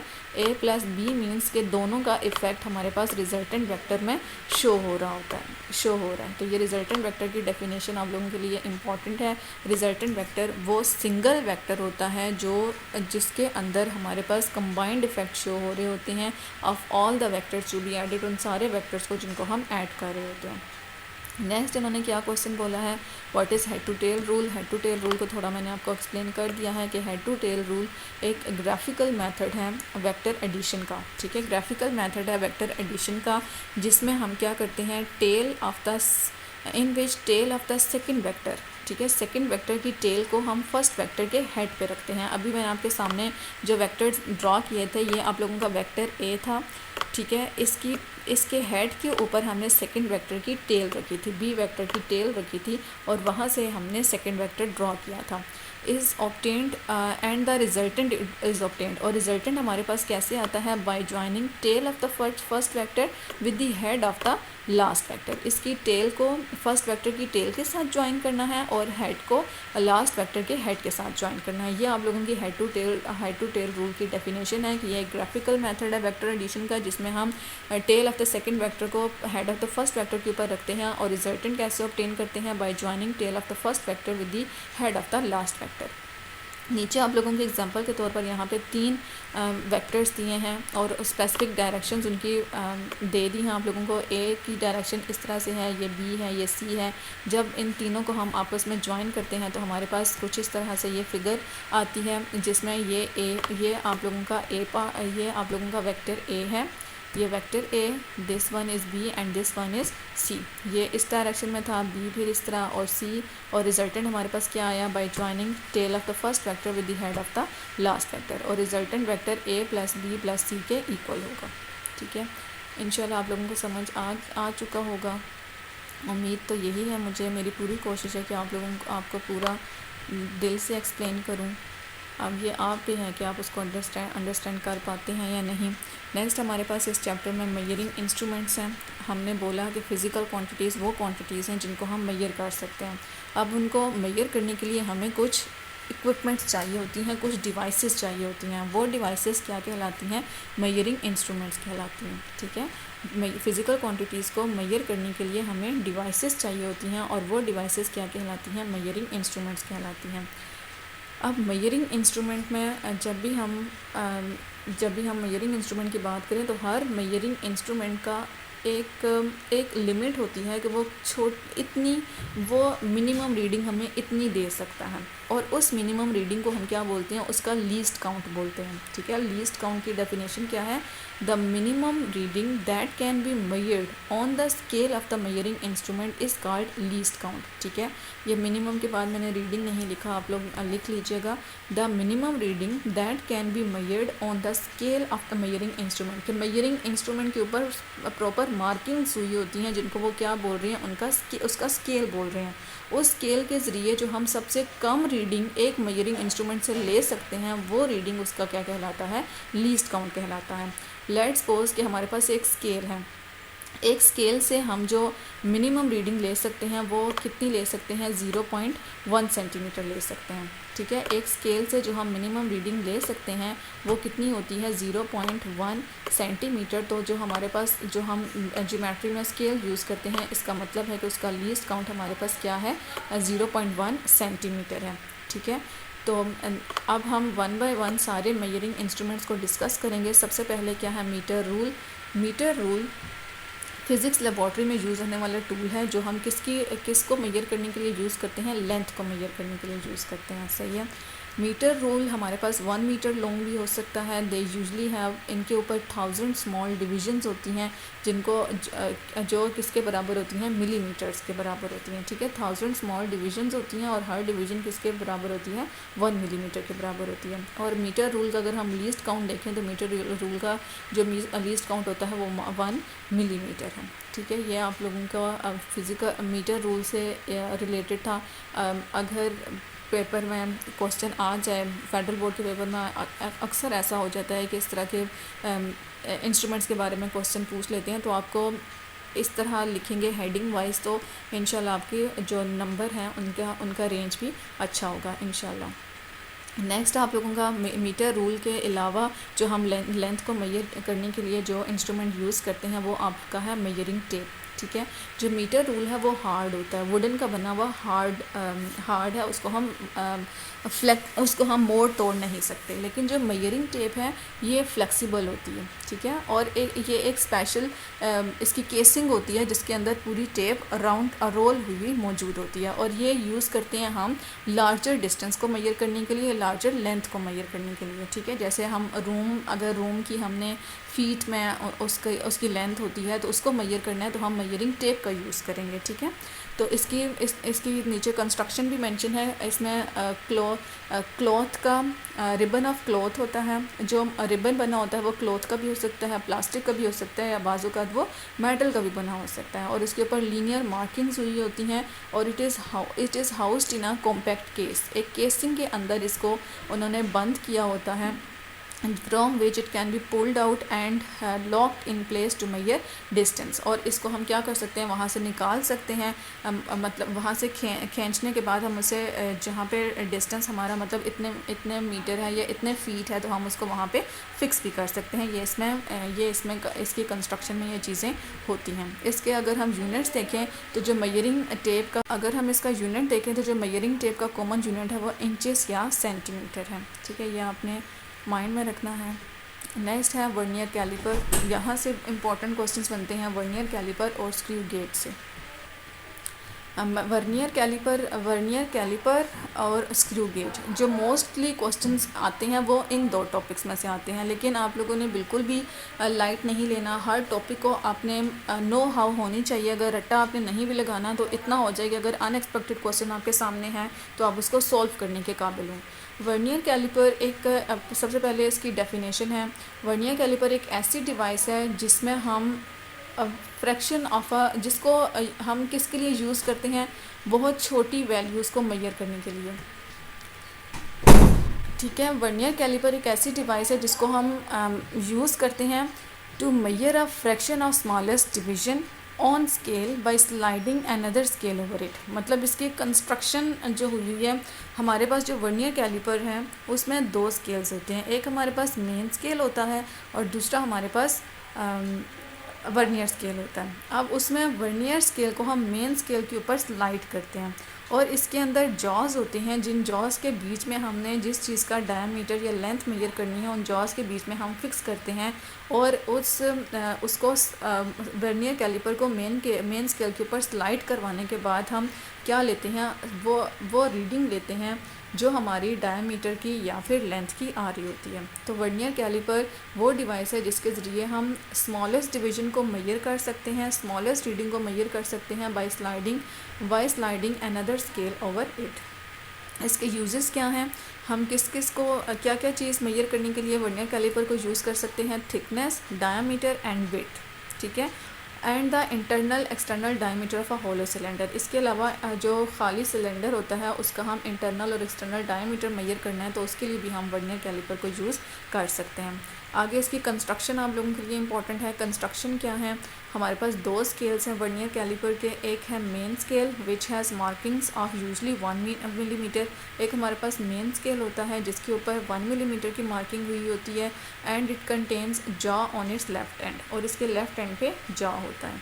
ठीक है, और उसके ऊपर एक स्लाइडिंग स्केल होता है जिसको हम वर्नियर स्केल बोलते हैं, और उसकी जो मार्किंग्स हैं वो multiple of the marking on the main scale, मतलब इसकी जो मार्किंग्स होती हैं उसको उन्होंने multiple of marking on the main scale इसलिए बोला है क्योंकि इसकी जो हम रीडिंग लेते हैं वर्नियर स्केल की जो रीडिंग है उसको वर्नियर कैलिपर के लीस्ट काउंट से मल्टीप्लाई करने के बाद हमें ये वाली रीडिंग मिलती है, वर्नियर स्केल की रीडिंग मिलती है। इस वजह से यहाँ पे उन्होंने बोला है कि इसकी जो मार्किंग्स हैं वो multiple of marking on the main scale होती हैं। ठीक है, ये आप लोगों का कंस्ट्रक्शन से रिलेटेड था। अब लीस्ट काउंट, वर्नियर कैलिपर का लीस्ट काउंट क्या होता है? लीस्ट काउंट की हम डेफिनेशन पहले कर चुके हैं कि वो मिनिमम रीडिंग जो हम किसी भी मेजरिंग इंस्ट्रूमेंट से ले सकते हैं वो उसका लीस्ट काउंट कहलाता है। और least count of vernier caliper को हम वर्नियर कांस्टेंट भी बोलते हैं। Least count of vernier caliper क्या कहलाता है? Minimum length which can be measured accurately with the help of vernier caliper. Vernier caliper के ज़रिए जो मिनिमम लेंथ हम ले सकते हैं, मेजर कर सकते हैं, वो उसका लीस्ट काउंट कहलाता है या vernier constant of vernier caliper कहलाता है। मैथमेटिकली वर्नियर कांस्टेंट किसके इक्वल है? Smallest division. अगर हम इसका फार्मूला देखें कि हम vernier least count vernier caliper का कैसे फाइंड कर सकते हैं, तो इसका फार्मूला क्या है? Smallest division on main scale. Main scale के ऊपर हमारे पास सबसे छोटी रीडिंग क्या आ रही है and divided by total number of division on vernier scale. और वर्नियर स्केल के ऊपर हमारे पास टोटल नंबर ऑफ डिविजन्स कितनी है वो उससे हमारे पास क्या आता है? लीस्ट काउंट आता है। होप सो आप लोगों को अंडरस्टैंडिंग होगी। Smallest division on main scale हमारे पास वर्नियर कैलिपर के केस में 1 मिलीमीटर होती है, और total number of divisions on vernier scale हमारे पास 10 है। तो 1 मिलीमीटर डिवाइडेड बाय 10, तो इससे हमारे पास वर्नियर कैलिपर का लीस्ट काउंट कितना आएगा? 0.1 मिलीमीटर। ठीक है, ये आप लोगों का लीस्ट काउंट है वर्नियर कैलिपर का। This was all about vernier caliper, जिसमें हमने उसका कंस्ट्रक्शन पढ़ा, उसका लीस्ट काउंट। ये आपके सामने मैंने वर्नियर कैलिपर की डायग्राम भी ले आई हूँ सामने। अब इसमें ये जो आप लोगों का ये स्केल है, ये आप लोगों का मेन स्केल है। ठीक है, और इस एंड पे ये क्या है? जॉस हैं। ये जॉस फिक्स होते हैं, ये मूव नहीं कर पाते। ठीक है, इसके ऊपर ये वाला जो स्केल आपको नज़र आ रहा है ये इसका वर्नियर स्केल है, जिसको हम इसके अक्रॉस मूव करवा सकते हैं। ठीक है, और ये वाले जॉस क्या कहलाते हैं? मूवेबल जॉस कहलाते हैं। अब इसकी अगर हमने रीडिंग लेनी होती है तो इन जॉस के बीच में हमने जो भी लिया है अपना, जो भी हमारा बॉल है या सिलेंडर है, उसकी हमने लेंथ फाइंड करनी है, डायमीटर, तो इन दोनों जॉस के बीच में हम उसे फिक्स करते हैं और वर्नियर कैलिपर के इस जॉ को इसके करीब लाकर उसे गिरने से बचाते हैं। आप लोगों ने इसको बहुत टाइटली फिक्स नहीं करना, क्योंकि इसके स्ट्रक्चर में कुछ डैमेज भी आ सकता है और आपकी रीडिंग्स में एरर आ सकता है। तो थोड़ा सा लूजली आप लोगों ने जस्ट इसे टच करना होता है। ठीक है, अब इसको जब हम इसकी रीडिंग ले रहे होते हैं तो हमने देखना होता है, लेट्स सपोज यहाँ पे हमने कोई भी मेजरिंग सिलेंडर लिया, हमने इसकी रीडिंग देखनी है। तो रीडिंग देखते हुए आपने क्या करना है, जो इसका जो मेन स्केल के, ये आप लोगों का वर्नियर स्केल है, वर्नियर स्केल का ये 0 है। 0 के जो लेफ़्ट साइड पे स्मॉलर रीडिंग आ रही होती है मेन स्केल की, वो आप लोगों की मेन स्केल रीडिंग कहलाती है। जैसे यहाँ पे इसकी रीडिंग क्या आ रही है? 5 मिलीमीटर्स, तो 5 मिलीमीटर वर्नियर स्केल की क्या है? मेन स्केल रीडिंग है। ठीक है, अब अगर हमने इसकी वर्नियर स्केल रीडिंग देखनी है तो वर्नियर स्केल रीडिंग में हमने देखना है कि कौन सी लाइन एग्जैक्टली कोइंसाइड कर रही है with the main scale line. ठीक है, मेन स्केल की रीडिंग, मेन स्केल की किस लाइन के साथ वो एग्जैक्टली कोइंसाइड कर रही है, आपने वो लाइन लेनी होती है, और वो आप लोगों की क्या कहलाती है? वर्नियर स्केल रीडिंग कहलाती है। और वर्नियर स्केल रीडिंग को आपने लीस्ट काउंट से मल्टीप्लाई करना होता है, और मल्टीप्लिकेशन के बाद जो वैल्यू आती है आपने उसको मेन स्केल रीडिंग में ऐड करना है। तब आप लोगों का यहाँ जो चीज़ आप सिलेंडर है तो उसकी लेंथ मेजर कर रहे हैं तो उसकी फ़ाइनल लेंथ होगी, अगर बॉल है तो उसका डायमीटर मेजर कर रहे हैं तो उसका फाइनल डायमीटर होगा। ये वर्नियर कैलिपर के बारे में था कि अगर हमने उसकी रीडिंग लेनी है तो हम कैसे ले सकते हैं। ये आप लोगों का प्रैक्टिकल वर्क में आप लोगों के लिए इम्पॉर्टेंट होगा। नेक्स्ट हमारे पास क्या है? Zero error. ठीक है, ज़ीरो एरर्स क्या होते हैं? हमने बोला कि जो वर्नियर कैलिपर के जॉस हैं उनको वो मतलब जो वर्नियर स्केल का जॉ है वो मूवेबल है और उसको हम क्लोज़ कर सकते हैं। तो जब भी हम ज़ीरो एरर हमें वर्नियर कैलिपर का फाइंड करना है तो उसके जॉस को हम क्लोज़ करेंगे और देखेंगे कि जो ज़ीरोस हैं मेन स्केल का और वर्नियर स्केल का, अगर वो डायरेक्टली एक दूसरे को कोइंसाइड कर रहे हैं, ठीक है, अगर मेन स्केल का ज़ीरो डायरेक्टली किस वर्नियर स्केल के ज़ीरो के ऑपोजिट आ रहा है, एक दूसरे से ये कोइंसाइड कर रहे हैं, इस तरह से ये एक लाइन में आ रहे हैं, तो इट मीन्स कि आपके वर्नियर कैलिपर में किसी किस्म का कोई ज़ीरो एरर नहीं है। But if there zeros does not coincide, अगर ये ज़ीरोज़ कोइंसाइड नहीं कर रहे, जो वर्नियर स्केल का ज़ीरो है वो या तो लेफ़्ट साइड पे आ रहा है या फिर इसके राइट साइड पे आ रहा है, तो इस केस में आप लोगों के इंस्ट्रूमेंट में ज़ीरो एरर मौजूद है। तो फिर आपने उसके लिए ज़ीरो करेक्शंस अप्लाई करनी होती हैं, और ज़ीरो करेक्शंस आप लोग प्रैक्टिकल वर्क में करेंगे। On closing the jaws of the vernier caliper, the zero of the vernier scale should coincide with the zero of the main scale. अगर वो ज़ीरोज़ कोइंसाइड नहीं करे, there is an error in the instruments, जिसको हम क्या बोलते हैं, zero error. Positive zero error, अब ज़ीरो एरर्स हमारे पास दो तरह के होते हैं, पॉजिटिव ज़ीरो एरर होता है और नेगेटिव ज़ीरो एरर भी होता है। अगर आप लोगों का जो मेन स्केल का ज़ीरो है, ठीक है, मेन स्केल के ज़ीरो के राइट साइड पे, ये इसकी राइट साइड है, अगर इसके राइट साइड पे वर्नियर स्केल का ज़ीरो आ रहा है, ठीक है, तो इस केस में जो आपका ज़ीरो एरर है वो पॉजिटिव होगा। Zero error will be positive if zero of the vernier scale is towards the right of the main scale. अगर ये मेन स्केल के राइट पे है तो वो क्या है, ज़ीरो एरर पॉजिटिव है। और जब भी ज़ीरो एरर पॉजिटिव होता है तो उसमें आपने जो करेक्शन अप्लाई करनी होती है वो आप लोगों की नेगेटिव होती है।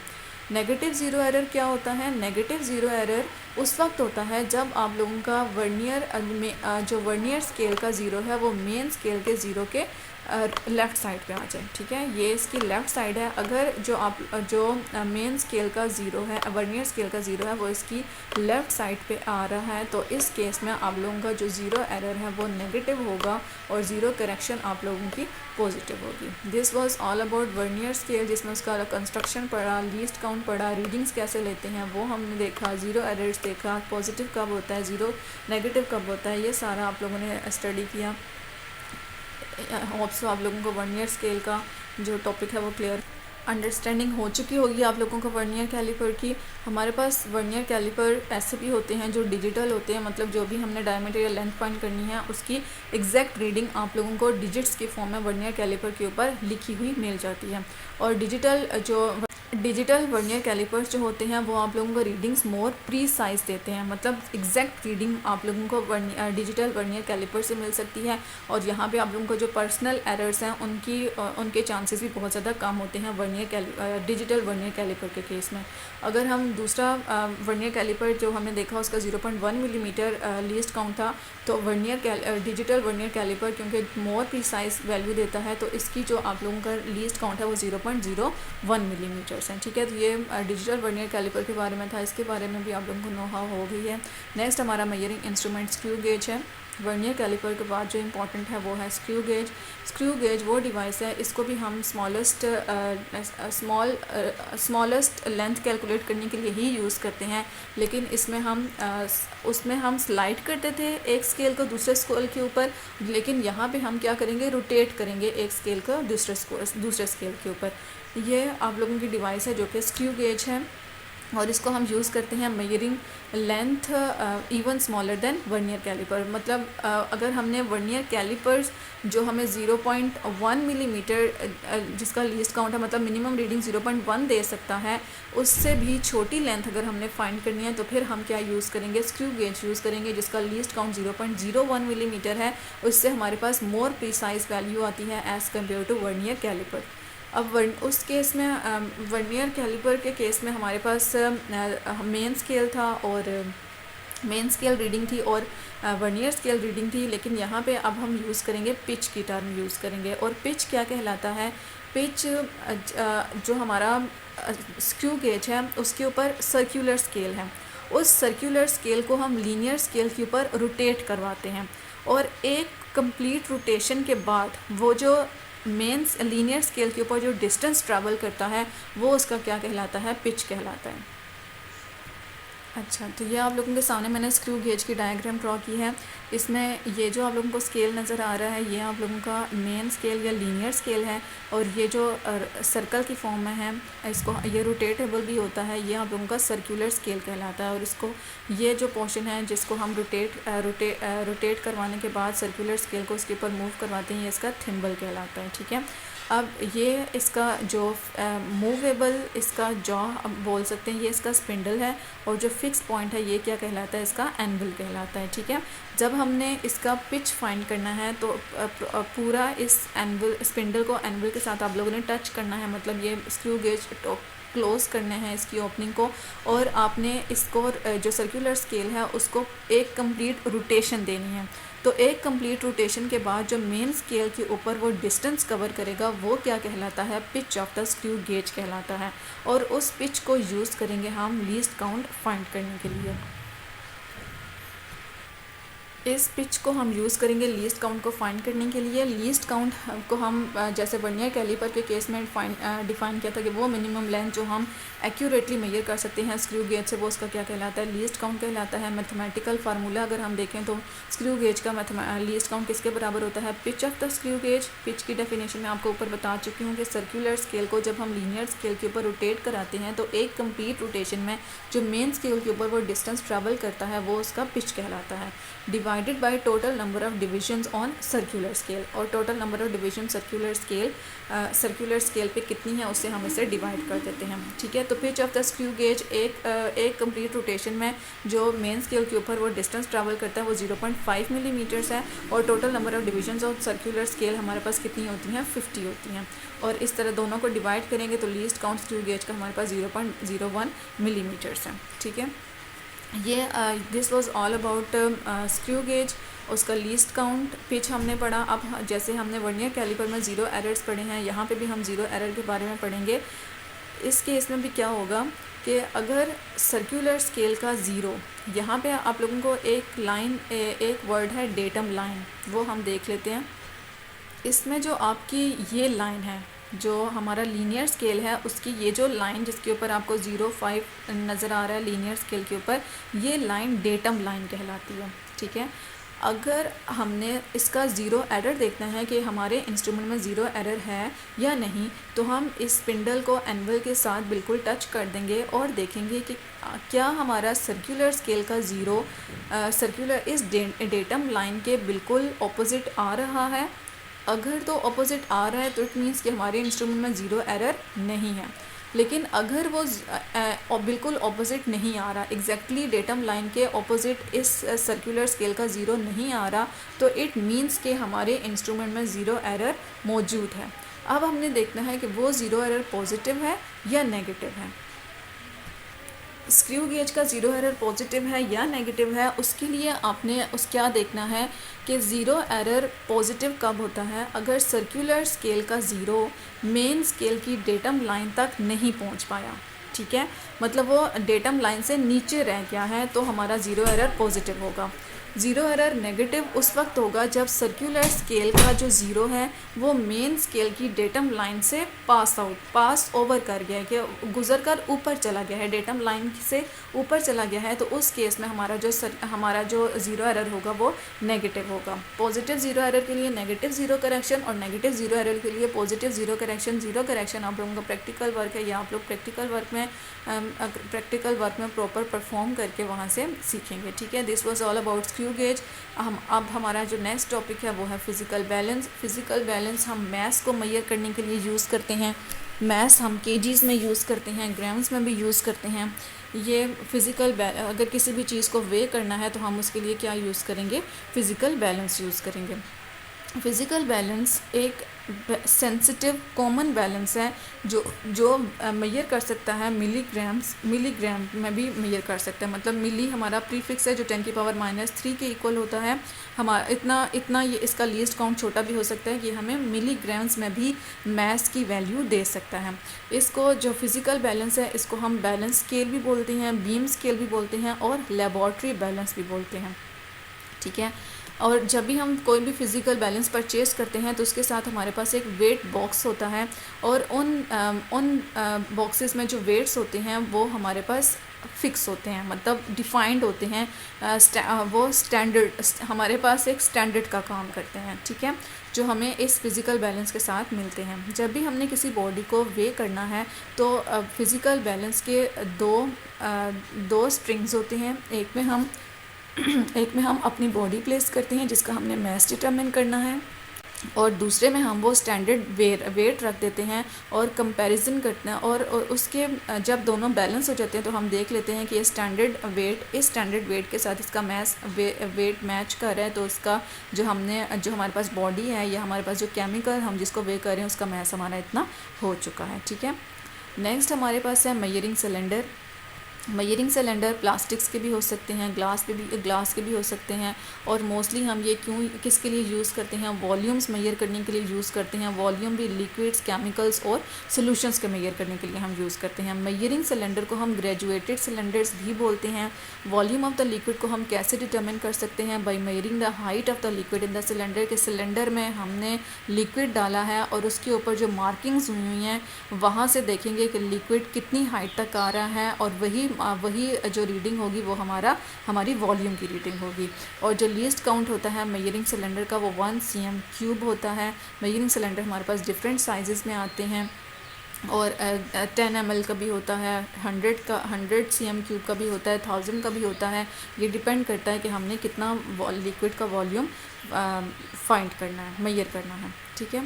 नेक्स्ट हमारे पास जो टॉपिक है ये आप लोगों का 9th की इस क्लास में, इस बुक में, नेशनल बुक फाउंडेशन की जो न्यू बुक आई है, ये टॉपिक इस बुक में न्यू टॉपिक है।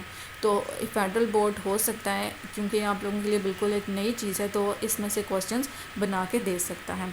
एरर्स एंड देयर टाइप्स, ठीक है। एरर क्या होता है, हम जो भी मेजरमेंट लेते हैं उसमें हम किसी न किस्म की, of course we are human beings, तो ह्यूमन बींग्स कहते हैं ख़ता का पुतला है, वो गलती कर जाता है, ठीक है। तो जब भी हम कोई भी मेजरमेंट लेते हैं, हम जितनी मर्ज़ी एहतियात कर लें, उसमें किसी ना किसी किस्म का कोई ना कोई कमी ज़रूर रह जाती है, और वो कमी क्या कहलाती है, हमारा एरर कहलाता है, ठीक है।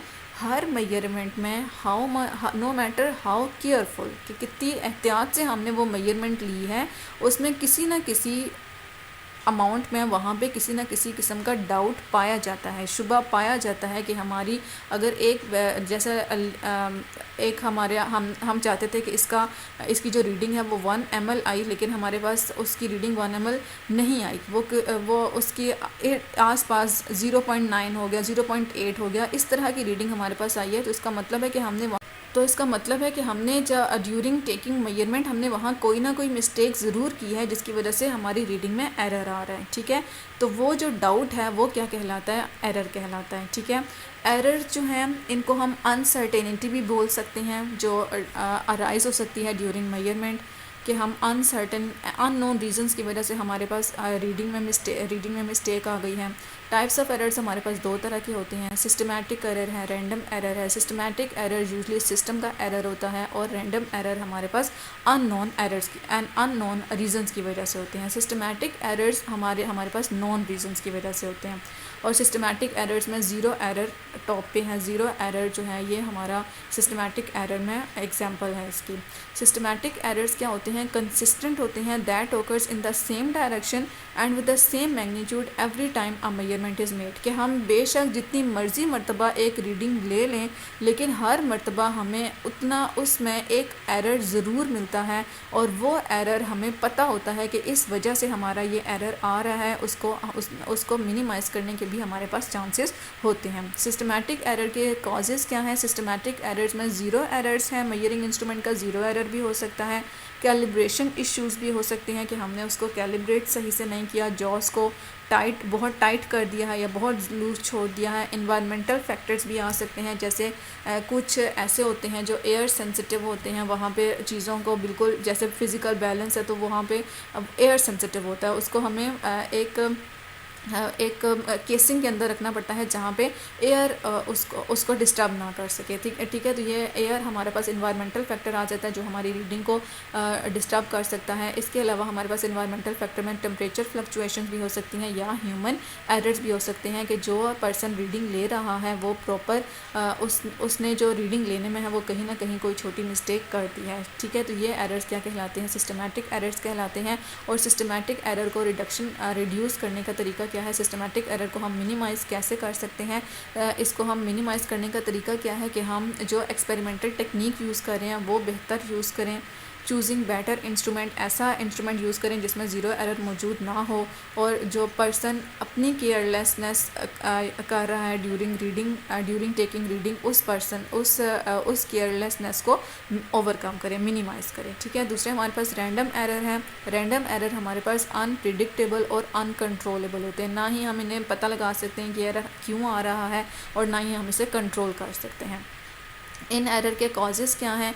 Imperfection of the measuring instrument, कि जो हम मेजरिंग इंस्ट्रूमेंट यूज़ कर रहे हैं वो इम्परफेक्ट है, वो परफेक्ट नहीं है। इसको रिड्यूस करने का बहुत ही इजी वे है कि हम जिस चीज़ की, जैसे वर्नियर कैलिपर के ज़रिए हम डायामीटर्स की रीडिंग ले रहे हैं, तो वो डायामीटर की रीडिंग हम एक नहीं बल्कि 3 रीडिंग्स लें और उन 3 रीडिंग्स का हम एवरेज ले लें और उसको कंसिडर करें कि ये हमारी एक्चुअल उसका डायामीटर है या एक्चुअल लेंथ है। ठीक है। The errors can be reduce by taking multiple measurements, हम एक से ज़्यादा मेजरमेंट्स लें एंड अंडर सेम कंडीशंस, एक ही कंडीशंस प्रोवाइड करें and then find their mean, और फिर उनका मीन फाइंड कर लें। ठीक है।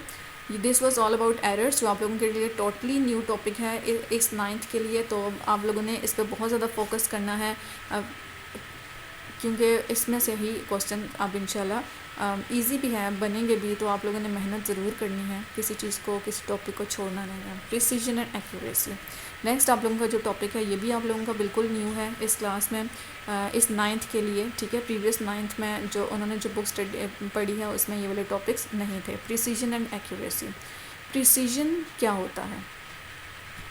ठीक है। प्रिसीजन क्या होता है जी? प्रिसीजन हमें बताता है कि हम जो एक मेजरमेंट ले रहे हैं, मतलब एक, जैसे लेट्स सपोज वर्नियर कैलिपर के ज़रिए हम किसी भी बॉल का डायमीटर कैलकुलेट कर रहे हैं, किसी भी बॉब का, तो उस डायमीटर की हमने सेम कंडीशन के अंदर 3 रीडिंग्स लें और तीनों बार हमें सेम वैल्यू मिली है। इट मीन्स कि हमारा जो इंस्ट्रूमेंट है वो हमें प्रिसाइज रीडिंग दे रहा है, क्योंकि हमारी जो रीडिंग्स हैं वो कंसिस्टेंट हैं, ख़ुद को रिपीट कर रही हैं। ठीक है। इट एसेसेस, ये एसेस करता है how close multiple measurement are to each other, कि एक दूसरे से जो हम रीडिंग्स ले रहे हैं वो एक दूसरे के कितने क्लोज हैं, उनमें अगर डिफरेंस आ रहा है तो कितने का डिफरेंस आ रहा है और अगर नहीं आ रहा तो वो क्यों नहीं आ रहा। ठीक है। ये एक ही रीडिंग को हम under same condition multiple times लेते हैं, लेकिन उनमें क्या पाई जाती है? कंसिस्टेंसी और रिपीटेबिलिटी पाई जाती है। तो वो इसका मतलब है कि उसमें हमारी मेजरमेंट में प्रिसीजन मौजूद है। एक्यूरेसी क्या होता है?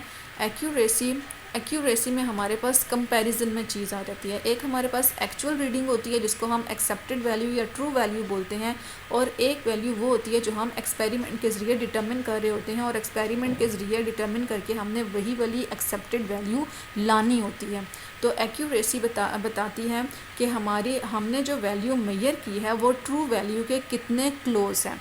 ये हमारी मेजरमेंट की करेक्टनेस बताती है कि जो हमने एक्सपेरिमेंट परफॉर्म किया है वो करेक्ट है या नहीं। अगर वो एक्सेप्टेड वैल्यू या ट्रू वैल्यू के बिल्कुल क्लोज आ रही है तो मींस जो हमने एक्सपेरिमेंट परफॉर्म किया है और जो रीडिंग्स हमने लाइन हैं वो हमारी करेक्ट हैं, वो ट्रू हैं। ठीक है। This is called accuracy. ये हमें जो प्रिसीजन है ये हमें बताती है कि जो हमारा मेजरमेंट्स हैं उसमें कितनी कंसिस्टेंसी है, कितनी रिपीटेबिलिटी है। जो हम रीडिंग्स ले रहे हैं सेम कंडीशंस में, क्या हमें वही रीडिंग्स, उनमें किसी किस्म की कोई कंसिस्टेंसी पाई जा रही है। नेक्स्ट एक्यूरेसी हमें बताती है कि जो हमने एक्सपेरिमेंट परफॉर्म किया है वो करेक्ट है या नहीं, उससे जो हमारे पास रीडिंग आई है वो एक्सेप्टेड वैल्यू से मैच कर रही है या नहीं। जो आपका एक्सरसाइज में क्वेश्चन है प्रिसीजन और एक्यूरेसी से रिलेटेड, वो है differentiate between accuracy and precision. तो ये क्वेश्चन भी मैंने आपके सामने मेंशन कर दिया है। जितने भी अभी हमने इन नोट्स में क्वेश्चन डिस्कस किए हैं वो सारे के सारे आप लोग, और उसमें आप लोगों के एक्सरसाइज के सारे क्वेश्चंस कवर हो जाते हैं। अगर आप एक्सरसाइज देखें और बाद में इन नोट्स को देखें तो आपको हर क्वेश्चन का आंसर मिलेगा। यहाँ पे आप लोगों की एक्यूरेसी एंड प्रिसीजन के डिफरेंसेस हैं। एक्यूरेसी हमें क्या बताती है, क्लोजनेस बताती है of the measured value with the true value और एक्सेप्टेड वैल्यू, ठीक है, कि कितने जो हम वैल्यू मेजर कर रहे हैं अपने एक्सपेरिमेंट के ज़रिए वो ट्रू वैल्यू के साथ या स्टैंडर्ड वैल्यू के साथ कितनी क्लोज है। अगर उसमें क्लोजनेस पाई जाती है तो करेक्टनेस, मतलब हमने जो एक्सपेरिमेंट फॉर्म किया है वो करेक्ट है, और अगर नहीं आ रही तो हमने किसी न किसी किस्म का कोई एरर ज़रूर किया है जिसकी वजह से हमारा एक्सपेरिमेंट ठीक नहीं है। और प्रिसीजन क्या बताती है, रिपीटेबिलिटी बताती है इन मेजरमेंट, के मेजरमेंट ख़ुद को रिपीट कर रही है, अगर उसमें डिफरेंस आ रहा है तो किस तरह का कितना डिफरेंस आ रहा है, ठीक है। Measurement can be accurate but not necessarily precise, measurement accurate हो सकती है लेकिन एक्यूरेट होने का ये मतलब नहीं कि वो प्रीसाइज भी हो, ठीक है। मतलब एक वक्त में एक मेजरमेंट ना ही एक्यूरेट हो सकती है और ना ही प्रीसाइज हो सकती है, मतलब उसमें एक्यूरेसी भी, अगर एक्यूरेसी है तो ज़रूरी नहीं उसमें प्रिसीजन भी पाई जाए, ठीक है। नेक्स्ट है प्रिसीजन। प्रिसीजन जो है, measurement can be precise but not necessarily accurate, अगर वो प्रीसाइज है तो हम ये नहीं कह सकते कि हमारी मेजरमेंट एक्यूरेट भी है। It can be determined with a single measurement, accuracy हम एक ही मेजरमेंट के ज़रिए डिटर्मिन कर सकते हैं, लेकिन प्रिसीजन के लिए हमें बहुत सारी मेजरमेंट्स लेनी पड़ती हैं। ये it is affected by systematic error, means के इंस्ट्रूमेंट के बीच में कोई एरर है, ज़ीरो एरर है, पर्सनल बाइस है, ये हम इससे अफेक्ट होती है एक्यूरेसी, और प्रीसीजन जो है ये रैंडम एरर से अफेक्ट होती है, मतलब अननोन रीजंस की वजह से अफेक्ट होती है। नेक्स्ट हमारे पास आ गई हैं सिग्निफिकेंट फिगर्स। सिग्निफिकेंट फिगर्स को हम डिफ़ाइन कैसे करते हैं, जो हमारे पास नॉन डिजिट और फर्स्ट डाउटफुल डिजिट्स हैं, कोई भी हमने मेजरमेंट ली है जो हम कहते हैं एक्यूरेट है, ठीक है, उसमें पहला डिजिट हमारे पास नॉन है और दूसरा डिजिट हमारे पास डाउटफुल फिगर है, मतलब हम कह सकते हैं कि हमारा ये यहाँ तक ये रीडिंग आ सकती थी, तो वो क्या कहलाती है, सिग्निफिकेंट फिगर्स कहलाती है। इसमें आप लोगों के रूल्स सिग्निफिकेंट फिगर्स पे, इस पर आप लोगों ने ज़्यादा फोकस करना है, ये आप लोगों के बहुत ज़्यादा इंपॉर्टेंट है। Rules for writing significant figures में जो सबसे पहला रूल है वो ये है कि हमारे जितने भी नॉन डिजिट, जितने ऑल नॉन ज़ीरो डिजिट्स, ये नॉन के स्पेलिंग गलत लिखती हैं, यहाँ पे NON है, ठीक है। नॉन ज़ीरो डिजिट मींस के वो डिजिट्स जो ज़ीरो के अलावा हैं, 1 से 9 तक जो भी ज़ीरोज़ हैं वो क्या कहलाते हैं, नॉन ज़ीरो डिजिट्स कहलाते हैं। तो हमारी रीडिंग में जितने भी नॉन ज़ीरो डिजिट्स होंगे वो सिग्निफिकेंट होंगे, ठीक है। All non zero digits in the measurement are significant, ठीक है। फिर अगर जो हमारे नॉन ज़ीरो डिजिट्स हैं उनके दरमियान में ज़ीरोज़ आ रहे हैं, लेट्स सपोज 2008 है, तो यहाँ पे जो नॉन ज़ीरो डिजिट फर्स्ट वाला 2 और लास्ट वाला 8, ये तो हमारे पास सिग्निफिकेंट हैं ही, लेकिन सिग्निफिकेंट फिगर्स के बीच में ये वाले जो ज़ीरोज़ हैं ये भी हमारे क्या होंगे, सिग्निफिकेंट होंगे, ठीक है। Zeros between non zero digits are significant, ठीक है। अब ये थर्ड रूल क्या है कि जो फाइनल ज़ीरोज़ होते हैं डेसिमल फ्रैक्शंस में आर ओनली सिग्निफिकेंट, कि अगर हम डेसिमल फ्रैक्शंस की बात करें, लेट्स सपोज मैं लिख रही हूँ 0.070, तो इसमें, ठीक है, मैंने आपके सामने ये 0.070 लिखा, ये आप लोगों के पास एक डेसिमल फ्रैक्शन है, पॉइंट की फॉर्म में फ्रैक्शन है, तो इस फ्रैक्शन में जो लास्ट डिजिट्स होते हैं, जो फाइनल ज़ीरोज़ होते हैं, ठीक है। अब ये हमारा क्या है, फाइनल ज़ीरो है, तो डेसिमल के केस में जो फाइनल ज़ीरोज़ हैं वो सिर्फ डेसिमल होंगे, जो स्टार्टिंग ज़ीरोज़ होते हैं वो आपके सिग्निफिकेंट नहीं होंगे, ठीक है। अब इसमें हमारे पास दो सिग्निफिकेंट फिगर्स हैं, 7 और फाइनल वाला 0, ये आप लोगों के पास दो सिग्निफिकेंट फिगर्स हैं, ठीक है। जो शुरू वाले ज़ीरोज़ हैं ये आपके सिग्निफिकेंट नहीं होते, ठीक है। फोर्थ रूल, लास्ट रूल क्या है, zeros on the right side of the non zero digits, non zero digits के जो राइट साइड पे आप लोगों के ज़ीरोज़ होते हैं, जो होल नंबर्स के केस में वो ज़ीरो हो भी सकते हैं और नहीं भी हो सकते, ठीक है। लेट्स सपोज मैं लिख रही हूँ 2, ये आप लोगों के पास लिखा हुआ भी है 29000, ये मेरे पास होल नंबर है और इसके राइट साइड पे आप लोगों के 3 ज़ीरोज़ आ रहे हैं। अब ये ज़ीरोज़ सिग्निफिकेंट हो भी सकते हैं और नहीं भी।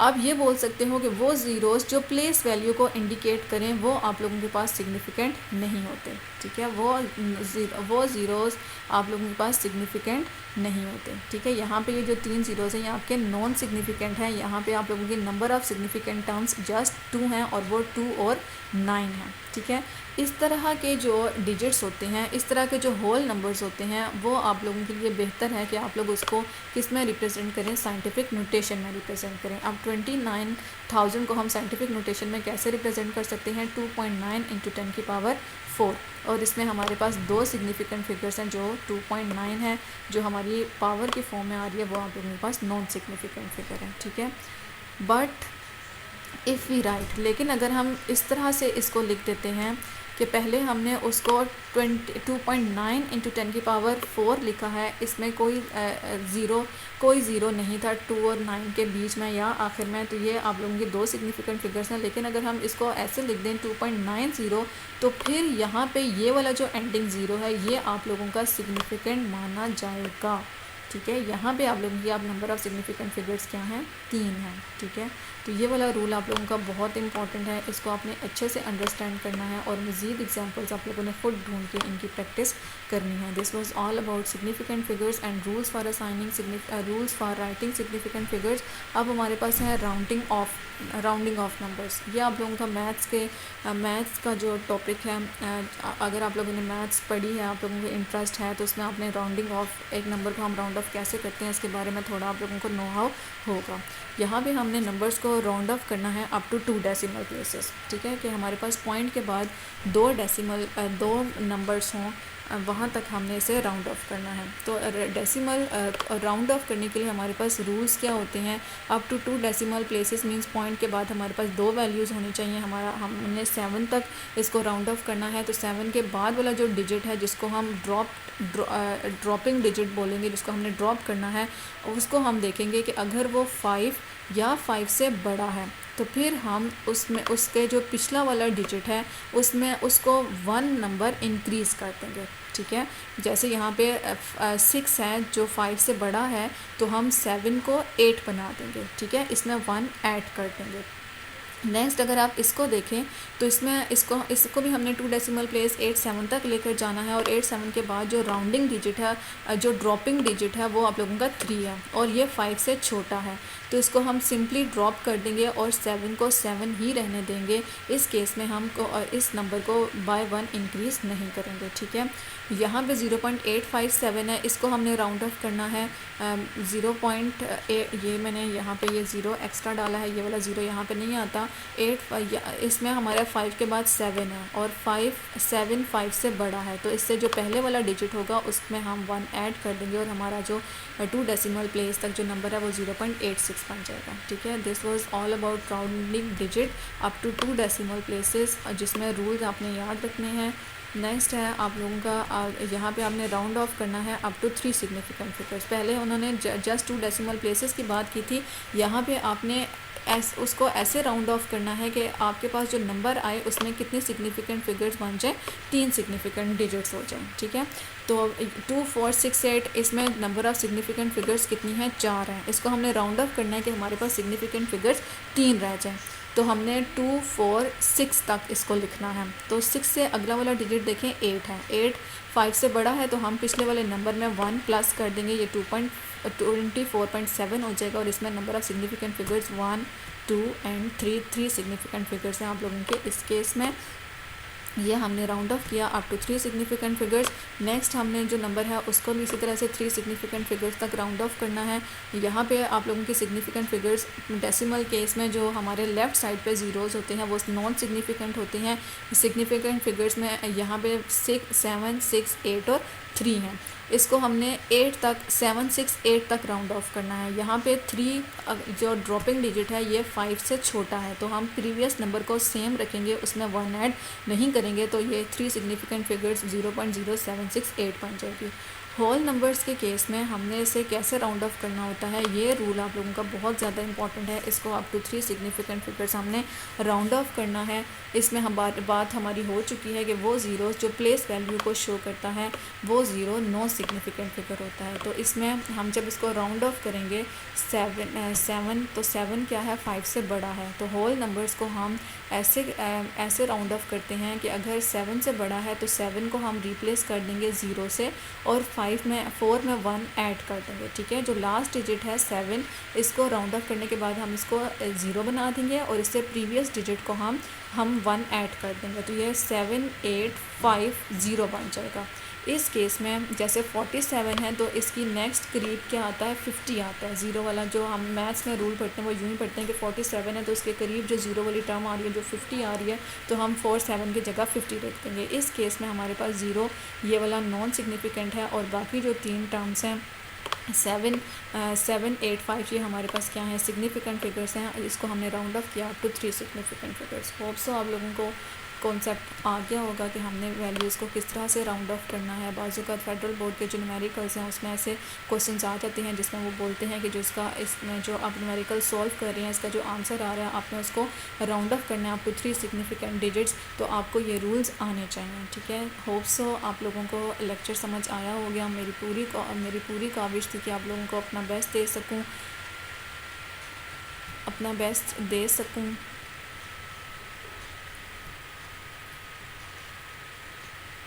अगर आपको लेक्चर अच्छा लगा तो आप लाइक, शेयर और सब्सक्राइब ज़रूर कीजिएगा और मुझे सपोर्ट कीजिएगा। Thank you so much. जज़ाकल्लाह। अल्लाह हाफिज़।